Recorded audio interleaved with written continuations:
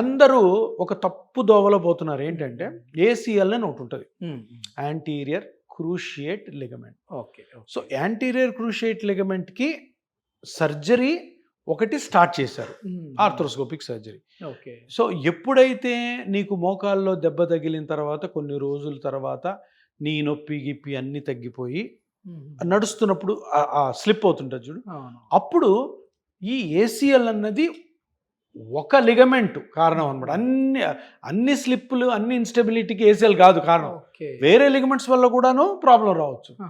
So ACL ఉంది, PCL ఉంది, collateral ligaments ఉన్నాయి, చిన్న చిన్న అదర్ లిగమెంట్స్, రెటినాక్యులం అని చాలా ఉన్నాయి. సో ఇక్కడ పాయింట్ ఏంటంటే స్లిప్ అవుతుంది అంటే వెంటనే ఎంఆర్ఐ తీసుకొని అక్కడ ఏసీఎల్ ఉందంటే ఏసీఎల్ సర్జరీ చేస్తున్నారు. తప్పు. అసలు ఏసీఎల్ ఉండొచ్చు, ఏసీఎల్ వల్ల కూడాను ప్రాబ్లం రావచ్చు, కానీ ఇంకా లిగమెంట్స్ ఉన్నాయి. ఆ లిగమెంట్స్ బ్రేక్ అవడం వల్ల, క్రాక్ అవడం వల్ల కూడా రావచ్చు. అక్కడ నువ్వు ఏం రిలీజ్ చేస్తున్నావు, పిఆర్పిలోని గ్రోత్ ఫ్యాక్టర్స్. గ్రోత్ ఫ్యాక్టర్స్ ఏం చేస్తాయి, అక్కడికి పోయి రిపేర్ స్టార్ట్ చేస్తాయి. ఏం రిపేర్ స్టార్ట్ చేస్తాయి, ఆ ఫైబరస్ టిష్యూ కట్ అయితే మళ్ళీ అవి అతుక్కునేటట్టు చేస్తాయి.